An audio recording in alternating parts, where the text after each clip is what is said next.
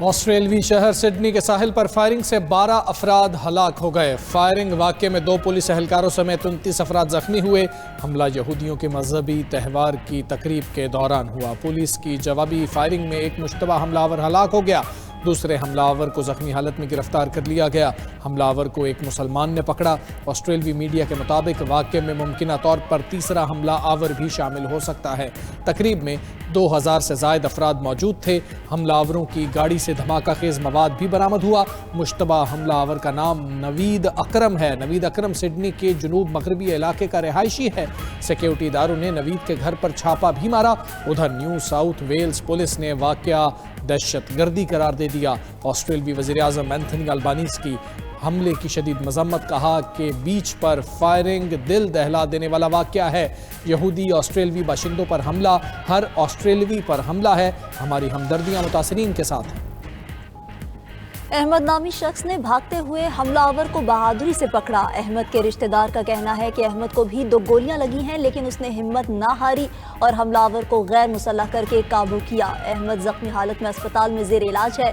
Doctors کا کہنا ہے کہ احمد ٹھیک ہے، اس کا آپریشن ہونا ہے۔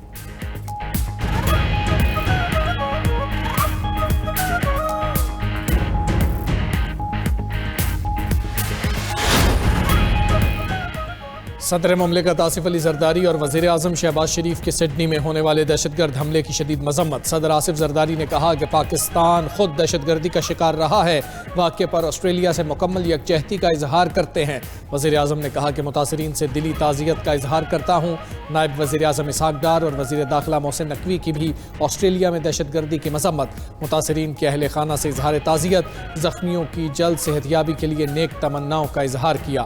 اقوام متحدہ کے سیکرٹری جنرل انٹونیو گوٹریس کی سڈنی فائرنگ کے واقعے کی مذمت۔ برطانوی اور نیوزی لینڈ کے وزراء اعظم نے بھی واقعے کی مذمت کی ہے۔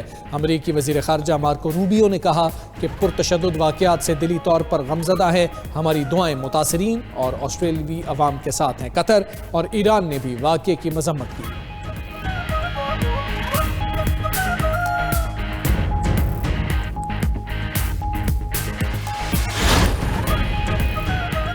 پی ٹی آئی دور میں ٹرائیکا تھا۔ تمام معاملات جنرل ریٹائرڈ باجوہ، فیض حمید اور بانی پی ٹی آئی چلا رہے تھے۔ ایسا ہو نہیں سکتا کہ آرمی چیف کی مرضی کے بغیر کوئی افسر جھوٹا مقدمہ بنائے۔ وزیر اعظم کے مشیر رانا ثناء اللہ کا کہنا ہے کہ ایک ملاقات کے دوران سابق آرمی چیف قمر جاوید باجوہ نے فیض حمید سے کہا کہ رانا بہت موٹا ہو گیا ہے، اسے دوبارہ سمارٹ بناؤ۔ میں نے جنرل باجوہ کو کہا کہ مجھ پر مقدمہ آپ نے ہی بنوایا، اللہ اس دنیا میں ہی اس کا حساب کرے گا۔ وفاقی وزیر رانا تنویر حسین کا کہنا ہے کہ بانی پی ٹی آئی اور فیض حمید ایک پیج پر تھے۔ بانی پی ٹی آئی کے ہر جرم میں فیض حمید کا اہم کردار تھا۔ بانی اور تحریک انصاف کا کوئی سیاسی مستقبل نہیں۔ بانی پی ٹی آئی کا مشن اداروں اور پاکستان کو کمزور کرنا ہے۔ رانا مشہود کہتے ہیں کہ فیض حمید کو سزا پاکستان میں نئے باب کا آغاز ہے۔ 9 مئی کرنے والوں کا بھی کڑا احتساب کرنا چاہیے۔ 9 مئی بانی پی ٹی آئی اور فیض حمید کا جوائنٹ وینچر تھا۔ اس روز فوجی تنصیبات کو نشانہ بنایا گیا۔ وزیر دفاع خواجہ آصف کہتے ہیں کہ 9 مئی کو بانی پی ٹی آئی اکیلے یہ سب کچھ نہیں کر سکتے تھے۔ سیالکوٹ میں کرسچن کمیونٹی کی تقریب سے خطاب میں وزیر دفاع بولے کہ مارکہ حق میں پاک فوج نے بھارت پر تاریخی فتح حاصل کی۔ افواج پاکستان نے وطن کی حفاظت کی۔ پاک فوج کی فتح تاریخ کے سنہرے باب میں لکھی گئی ہے۔ اس جنگ میں دنیا میں ہم نے ایک منفرد مقام پایا ہے۔ آنے والا دور ترقی کا ہوگا۔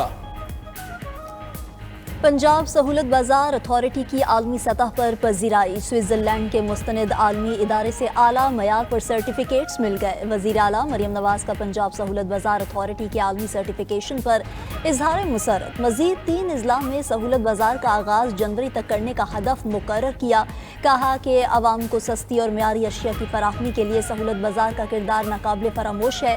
سہولت بازار اتھارٹی نے پھل، سبزیوں اور دیگر اشیاء کی سستے داموں فراہمی یقینی بنائی۔ پنجاب کے سرکاری اداروں کو صحیح معنوں میں خدمت مرکز بنا رہے ہیں۔ سستی روٹی اور سستا آٹا عوام کے احساس کا ناقابل تردید ثبوت ہے۔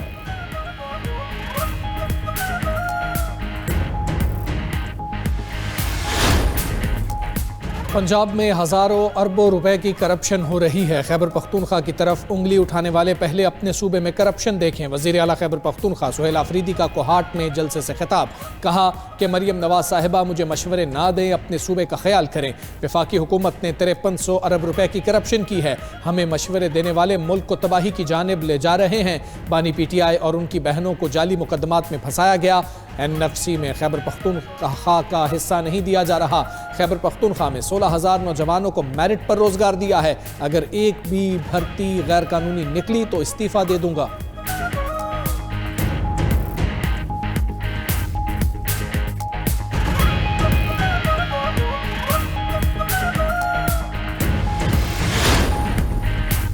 PTI ने फैज हमीद से भरपूर फायदे उठाए। जो लोग फैज़याब हुए उन पर आसमान टूटेगा। सीनियर सियासतदान महमूद मौलवी का कहना है कि फैज हमीद की वजह से मुल्क और इदारों को नुकसान पहुंचा।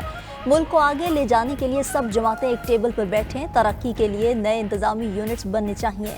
इमरान इस्माइल बोले, chief of defence forces field marshal Syed Asim Munir ने एहतसाब का अमल अपने इदारे से शुरू किया। पाक फौज ने इंतहाई ताकतवर शख्स को एहतसाबी अमल से गुजारा।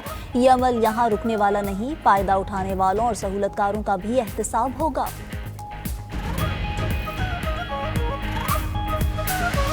न्यूयॉर्क में पहली बार PSL का रोड शो। चेयरमैन PCB कप्तान कौमी टीम सलमान अली आगा समेत दीगर क्रिकेटर्स की शिरकत। रोड शोज का मकसद 6 जनवरी को 2 नई फ्रेंचाइजीज की नीलामी में आलमी सरमायाकारी को राग़िब करना है। चेयरमैन PCB मोहसिन नकवी ने तकरीब में इजहार ख्याल करते हुए कहा कि PSL को दुनिया की नंबर 1 लीग बनाना चाहते हैं। PSL में नौजवान टैलेंट को सलाहियतें निखारने का मौका मिलता है। PSL में सरमायाकारी करने वालों को खातिर खा फ़ायदा होता है। अमरीका में तैनात पाकिस्तानी सफ़ीर रिजवान सईद शेख ने तकरीब में इजहार ख्याल करते हुए कहा कि पाकिस्तान सुपर लीग आलमी सतह पर ब्रांड बनकर उभर रही है। वसीम अकरम बोले कि PSL में तमाम खिलाड़ी बेहतरीन क्रिकेट खेलते हैं। PSL मकामी टैलेंट को मौका देती है। रमीज़ राजा ने कहा कि PSL से पाकिस्तान क्रिकेट के खेल को फ़रोग़ मिल रहा है। ये तमाम पाकिस्तानियों और क्रिकेटर्स के लिए काबिल फ़ख्र लम्हा है।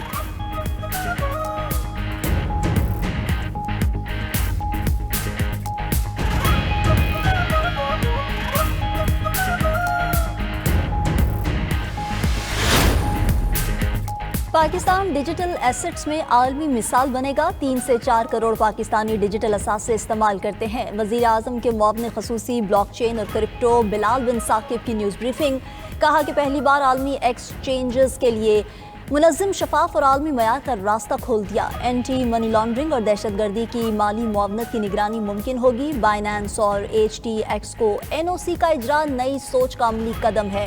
पाकिस्तान का शुमार दुनिया के पहले 3 क्रिप्टो अपनाने वाले ममालिक में होता है। $100 ट्रिलियन का आलमी बॉन्ड मार्केट डिजिटल रेल्स की तरफ बढ़ रहा है। पाकिस्तान 10 साल में टेक्नोलॉजी के जरिए अपनी खुद मुख्तारी मुस्तहकिम कर चुका होगा।